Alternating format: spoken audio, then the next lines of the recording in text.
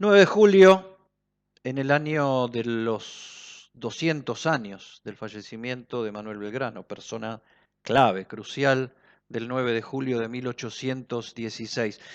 Déjenme que les lea las memorias del general José María Paz, porque es un libro espectacular, vibrante, escrito por alguien que estuvo ahí, estuvo peleándola, estuvo al lado de Belgrano, estuvo al lado de prácticamente todas las grandes figuras del arranque de la lucha por la independencia, la guerra civil interna, la anarquía.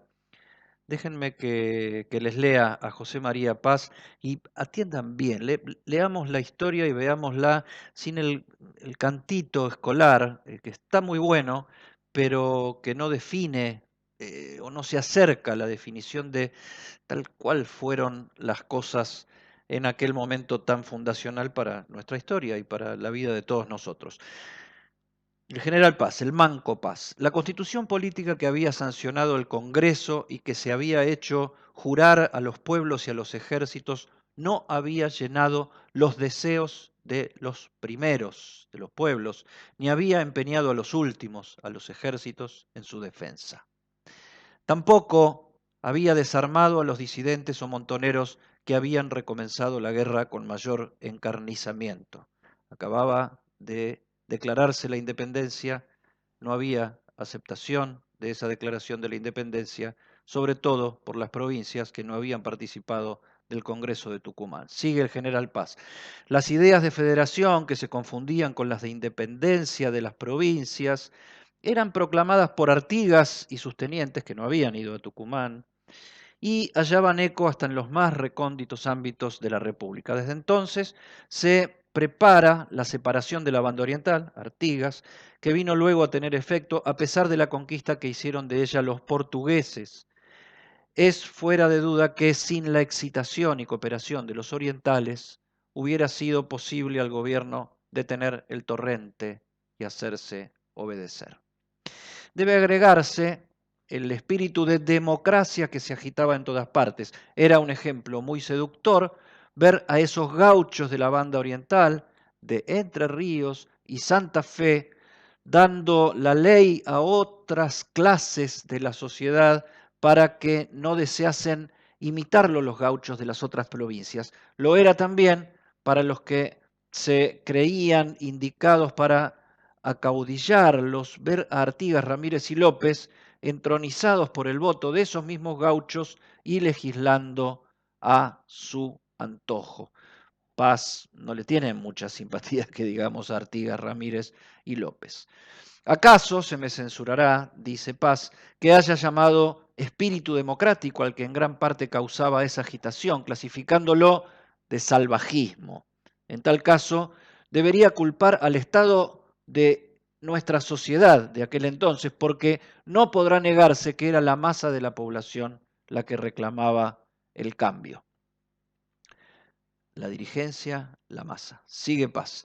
Para ello debe advertirse que esa resistencia, esas tendencias, esa guerra no eran el efecto de un momento de falso entusiasmo como el que produjo muchos errores en la Francia republicana, posrevolucionaria. No era tampoco una equivocación pasajera, pasajera está escrito con G, que luego se rectifica, como todo está escrito en español antiguo, se rectifica, era una convicción errónea si se quiere, pero profunda y arraigada. De otro modo, sería imposible explicar la constancia y bravura con que durante muchos años sostuvieron la guerra hasta triunfar en ella, los caudillos.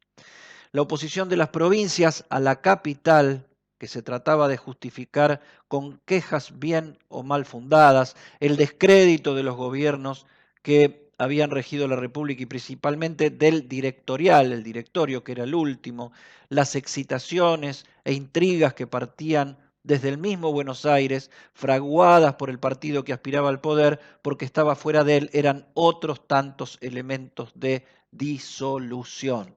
Esto es el post inmediato del 9 de julio de 1816.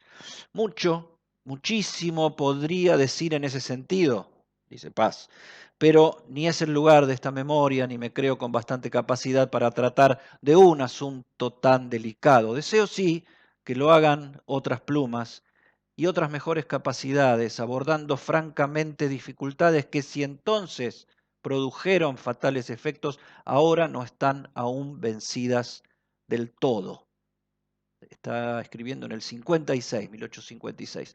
Parece que se quisieran resolver aquellas dificultades evitándolas, sin advertir que vuelvan a nacer, solapándolas, y de ese modo perpetuarán la anarquía y el desorden. Se me figura nuestro cuerpo político al de un enfermo cuya herida se quiere curar haciéndola cerrar superficialmente. Ella se volverá a abrir y la corrupción comprimida brotará con nueva fuerza. Contrayéndome al ejército observaré, Paz es un militar, por eso también dice a gente más capacitada, él es un bravo, es un peleador.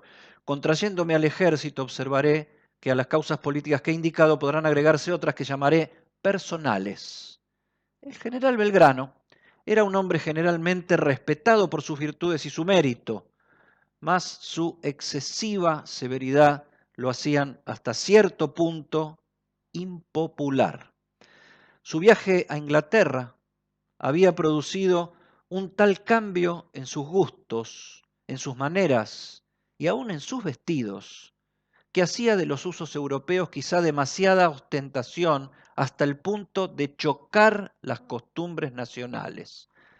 Hace un pie de página. En los años 1812, 13 y 14, el general Belgrano vestía del modo más sencillo. Hasta la montura de su caballo tocaba la mezquindad.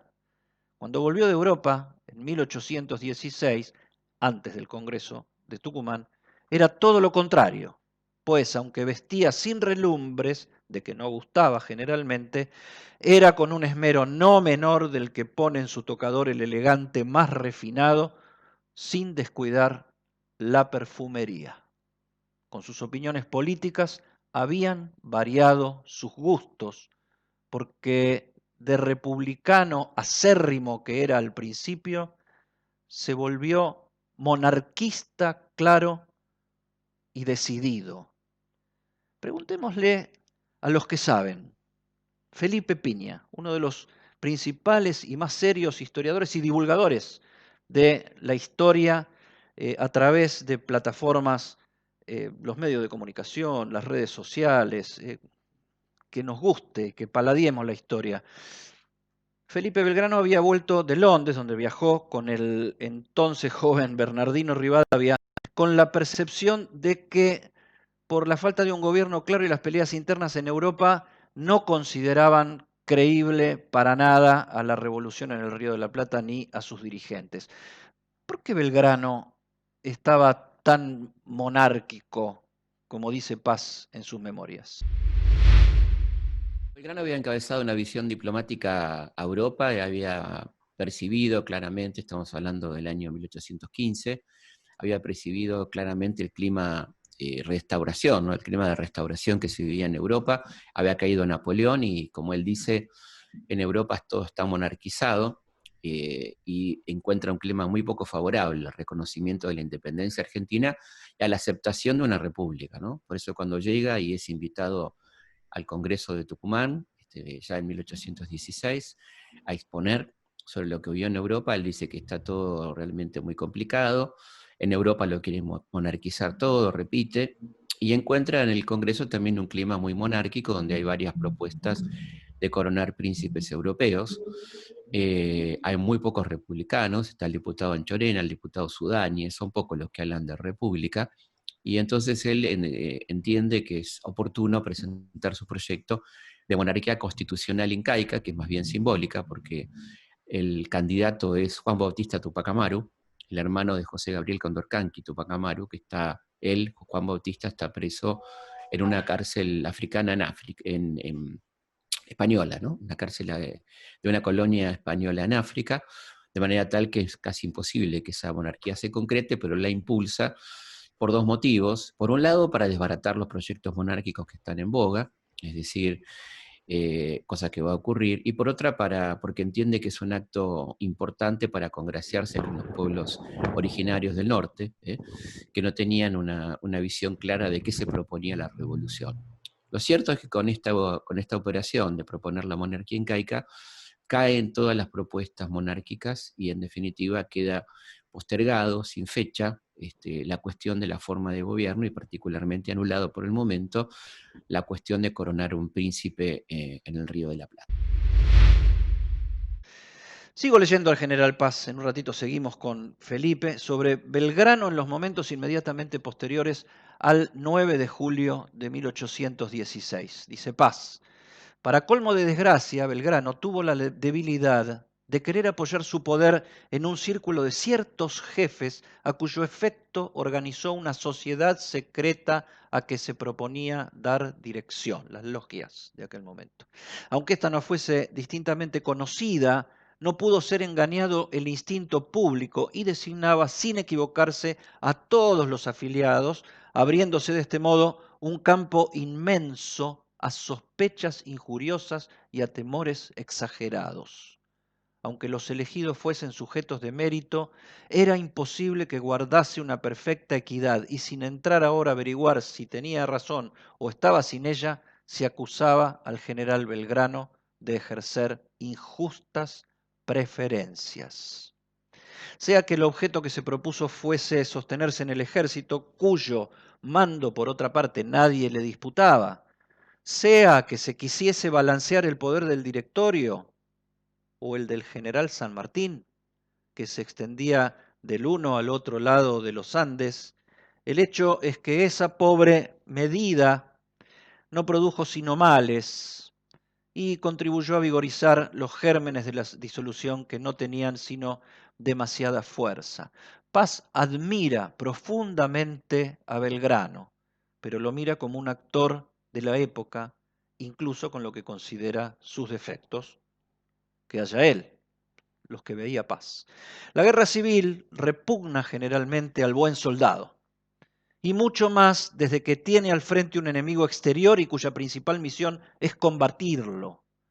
Este es el caso en que se limitaba el ejército, pues habíamos vuelto espaldas a los españoles para venirnos a ocupar de nuestras querellas domésticas, pelear afuera o pelear adentro. Y a la verdad, es solo con el mayor dolor que un militar que por motivos nobles y patrióticos ha abrazado esa carrera se ve en la necesidad de empapar su espada en sangre de hermanos. Dígalo el general San Martín, que se propuso no hacerlo y lo ha cumplido. Aún hizo más en la época que nos ocupa, pues conociendo que no podría evitar la desmoralización que trae la guerra civil, procuró sustraer su ejército al contagio, desobedeciendo, según se aseguró entonces y se cree hasta ahora, mediados del siglo XIX, desobedeciendo las órdenes del gobierno que le prescribían que marchase a la capital a cooperar con el del Perú y el de Buenos Aires. Únicamente perdió el hermoso batallón número 1, miren la poesía militar de Paz, el hermoso batallón número 1 que estaba de este lado de los Andes y los granaderos a caballo que estaban en Mendoza. Solo fue a duras penas que llegaron a Chile.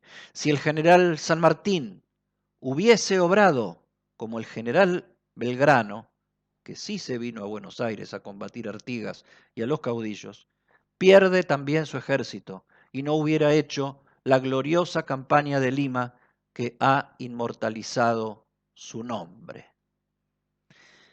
Cuando principié este artículo pensé haber pasado más rápidamente por los sucesos que prepararon la catástrofe del ejército, mas puesto en el caso de referirlos no he podido menos que extenderme. Sin embargo, que omito 1000 incidentes importantes y de que me hago suma violencia para no dejar correr mi pluma. Paz calla algunas cosas, pero lo dice. Antes no hice sino tocar muy ligeramente el descrédito en que habían caído las autoridades nacionales, condena, por las prevaricaciones que se les atribuían, exceso de poder. Ahora diré que se les hacían acusaciones más graves.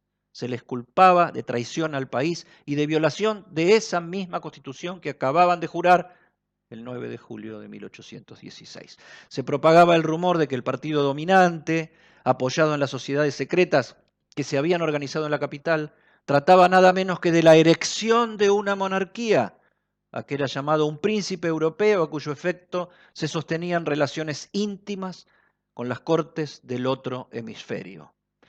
Tanto más alarmante era esta noticia cuanto el modo de proceder era recatado y misterioso y cuanto ella destruía la obra constitucional que acababan de entronizar. Los que pensaron así hubieran hecho mucho mejor conduciéndose como el general Belgrano, que no disfrazaba sus opiniones y preparando la opinión pública para un cambio tan remarcable. Si no lo hicieron fue probablemente porque comprendieron que sería mal recibido, de la idea de una monarquía, y prefirieron obrar tenebrosamente. Me hago el placer de asegurar que muchos hombres honrados y patriotas sinceros, asustados del desorden que nos amenazaba y de la anarquía que por todas partes asomaba su horrible cabeza, pensaron de buena fe que el gobierno monárquico era el que solo podía salvarnos.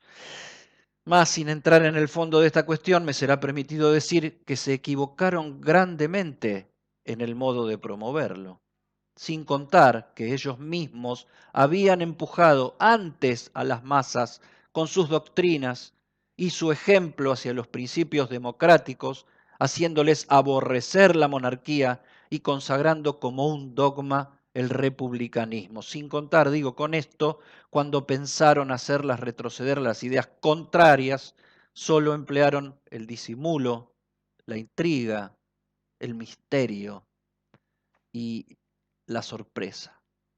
Ahora volvemos con Felipe Piña, pero vamos a darle entrada a otra historiadora muy talentosa argentina que se llama Gabriela Margal. Gabriela, la historia oficial dejó de lado casi como un chisme sin importancia el peso que llegó a adquirir la figura de la infanta Carlota Joaquina en las ideas de Belgrano, que era la reina de Portugal, hermana de Fernando VII, el rey de España al que Napoleón derrotó y puso a su hermano Pepe Botella. Belgrano y Castelli creían que Carlota Joaquina eh, podía haber sido una regente de la Revolución de Mayo. Las tendencias monárquicas, como lo leímos recién con el general Paz, llegaron con ellos hasta las deliberaciones del mismo Congreso de Tucumán y después.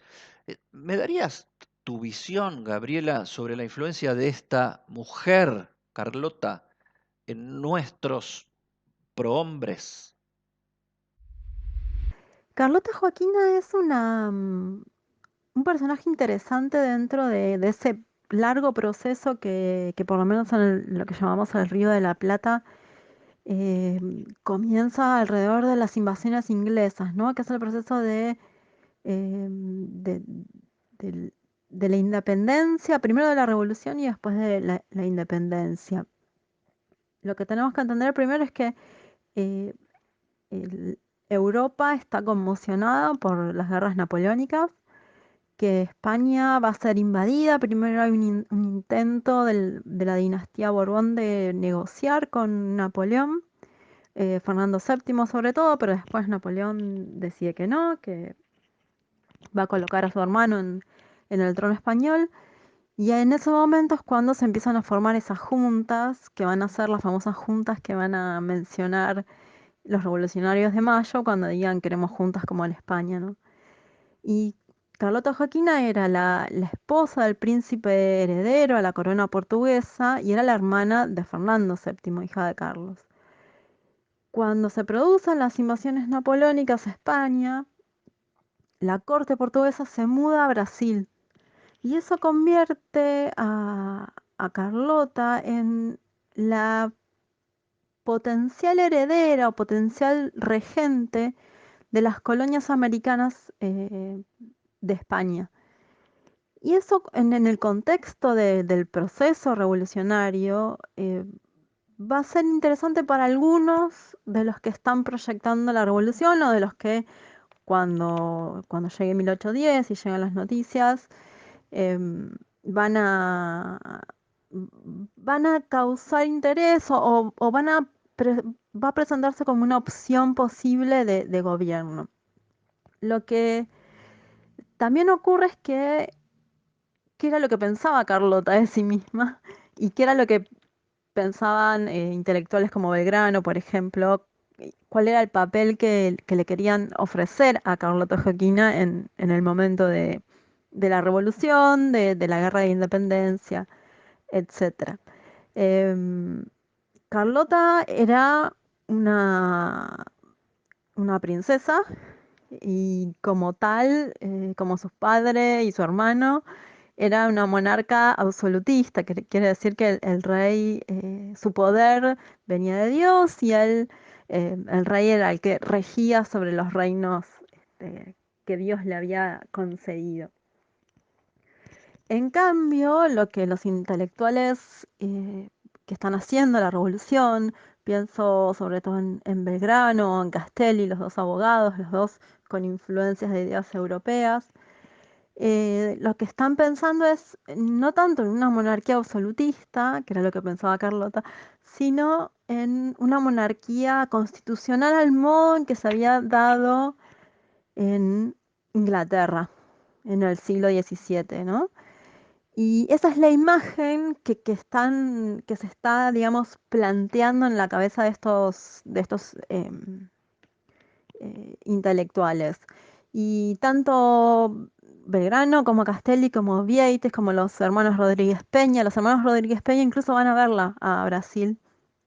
Hay un dato muy simpático y es que la jabonería de Vieites, la famosa jabonería de Vieites, era un local alquilado a uno de los hermanos Rodríguez Peña, es decir, que estaban relacionados entre sí. Y ellos van a verla y todavía no es el periodo de la Revolución de Mayo, sino 1808, que es un año bastante convulsionado. Van a verla y Carlota envía a un embajador que se llama Diego Paroicien y le envía una carta a Liniers, que era virrey en ese momento, diciéndole que hay algunos personajes que son independentistas o que están buscando la independencia. Y que son precisamente los Rodríguez Peña. Entonces, la relación está entre el carlotismo, la princesa Carlota Joaquina y los intelectuales. Es una relación compleja porque, por un lado, creo que tiene que ver con cómo ellos veían a esta princesa y cómo la princesa se veía a sí misma. Y eran dos posturas totalmente diferentes, que tienen como centro algo que se va a empezar a plantear en ese momento, que es el tema de la soberanía. ¿Dónde reside la soberanía? Porque en el momento que se hace la Revolución de Mayo, ahí está la pregunta, ¿no? ¿En nombre de quién se hace esta revolución? ¿En nombre de qué? O sea, ¿cómo justifico esta revolución? Y es muy importante para los revolucionarios de Mayo el hecho de hacer la junta en nombre de Fernando VII. Eh, y eso causa cierto problema y va a causar ciertas cuestiones a nivel de lo que es lo diplomático en ese momento, porque hay alianzas también que hay que hacer y entonces Inglaterra, que estaba muy interesada, por ejemplo, en la independencia del Río de la Plata, en ese momento es aliada de España o de lo que queda de España. Y no puede reconocer que hay un gobierno local en el Río de la Plata porque es aliado. Tampoco puede desconocer a Carlota Joaquina porque es la hermana de Fernando VII. Hay todo un cruce de relaciones diplomáticas que incluso tiene que ver con la bandera, con la dilación de por qué no se declara la independencia de inmediato. La Revolución de Mayo es 1810 y la independencia es 1816. Hay 6 años ahí en donde, por suerte en Argentina, eh, por suerte el calendario, mayo es anterior a julio, entonces vienen cronológicamente así, pero nunca se considera esos 6 años de dilación que hay. ¿Y por qué específicamente no se, no se declara la independencia en el momento, en 1810? Y eso es porque no había país que fuera a reconocer que lo que estaba surgiendo era una nación independiente. Y ahí está de nuevo la idea de quién gobierna, cómo gobierna, en qué sentido gobierna, representación de qué gobierna. Y qué es la palabra esencial de la época, que es soberanía. Muy interesante. Una más. Las damas mendocinas, las patricias mendocinas, que en realidad eran cuyanas, porque también había sanjuaninas y había puntanas, y también había chilenas. ¿Fueron las patricias mendocinas unas delicadas y sensibles costureras de banderas y uniformes y donantes bien predispuestas de sus joyas? ¿O jugaron un papel político, en verdad, más agresivo entre las mujeres de una sociedad muy conservadora y por lo tanto bastante cómoda con el viejo orden? En cuanto al tema de las damas mendocinas que bordan la bandera del Ejército de los Andes, es súper interesante porque la, la bandera en sí misma, el cruce de los Andes se hace después de la independencia. Y la bandera en sí misma es la representación de una nación distinta. Cuando Belgrano la crea la bandera, el primer triunvirato le dice, no, esto lo tenés que guardar, esto no puede pasar porque en este momento en realidad el triunvirato está gobernando en nombre de Fernando VII, es lo que se llama en historia la máscara de Fernando VII. Pero como ya la independencia está declarada y esta nación que surge o esta nueva entidad política que surge, que en este momento es reconocida como las Provincias Unidas del Río de la Plata, necesitan un estandarte, necesitan un modo de reconocerse, un modo de que los soldados sigan algo y que digan yo estoy luchando por un determinado símbolo.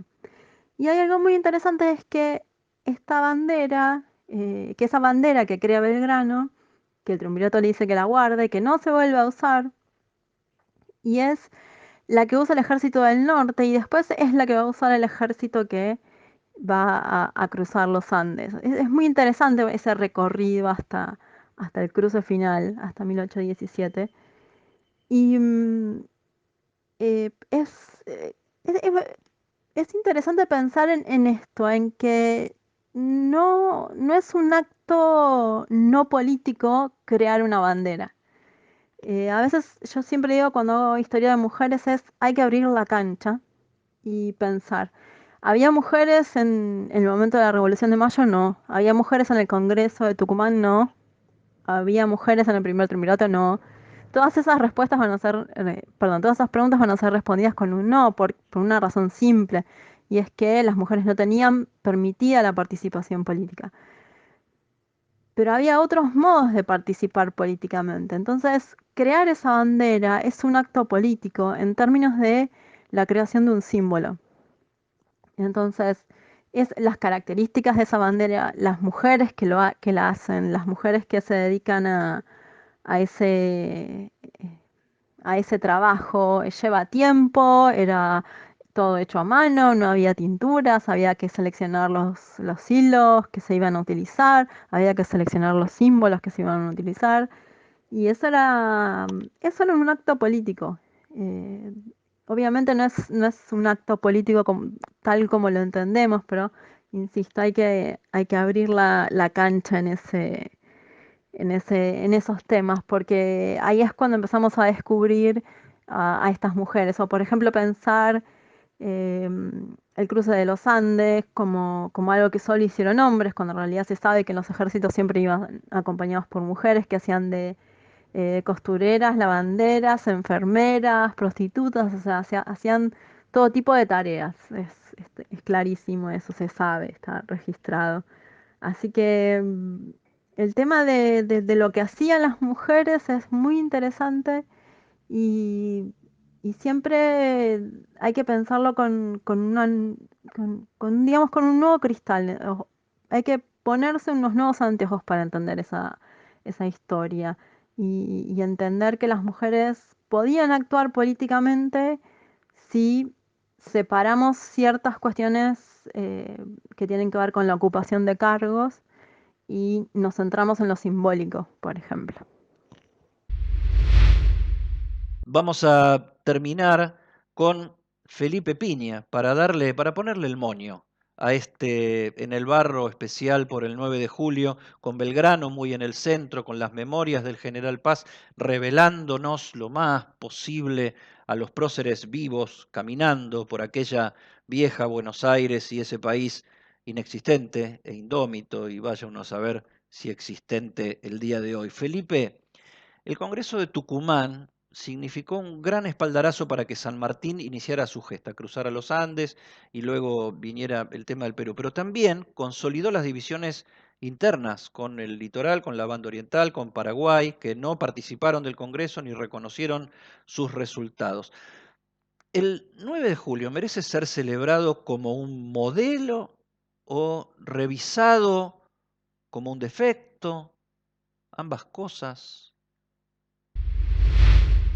No, yo creo que merece ser celebrado, ¿no? Es un día fundacional, es un día donde comenzamos a pensarnos como patria independiente, con todo lo que eso implica, y a la vez contar estas cosas que estamos contando, que haces muy bien en preguntarme, de las internas, de las consecuencias indeseadas, de los traidores, de, bueno, todo lo que hubo en aquel contexto, todas las cosas hay que no hay por qué ocultar y solamente hablar de que se proclamó la independencia, que es justamente lo que estamos celebrando hoy, ¿no? Lo demás, por supuesto, merece ser discutido, que ya forma parte de la obra en general del Congreso, pero creo que lo rescatable de ese Congreso, con todo lo que tiene de discutible en otros aspectos, fue la proclamación de la independencia, que fue un paso decisivo para poder continuar hacia concretarla, ¿no? Porque una cosa era proclamarla en los papeles y otra cosa era consolidarla y concretarla en los frentes de batalla, que le va a tocar esa tarea a San Martín, a Güemes, ¿no? Que van a ser los que están poniéndole el pecho a las balas en ese contexto. Yo creo que hay que celebrarlo y a la vez ampliar un poco el conocimiento sobre qué fue realmente aquel Congreso de Tucumán, que no invalida para nada la proclamación de la independencia, que fue quizá una de sus obras más perdurables y más interesantes. Conoce los canales alternativos de Banco Provincia y realiza tus operaciones de forma rápida y segura desde donde estés. Banca Internet Provincia VIP, VIP Móvil, cajeros automáticos, Extra Cash, punto efectivo y cuenta DNI. Conoce más en bancoprovincia.com.ar. Protegete del coronavirus. Quédate en casa. Respetá el aislamiento social preventivo obligatorio. Si tenés que salir a hacer compras, mantené la distancia preventiva. Ante cualquier duda, comunicate al 147, al 107 o por WhatsApp al 11 50 50 0147. Legislatura de la Ciudad Autónoma de Buenos Aires. Estamos dando un paso más para superar todo esto. Del 1 al 17 de julio, por favor, quedémonos en casa. Gracias por este esfuerzo.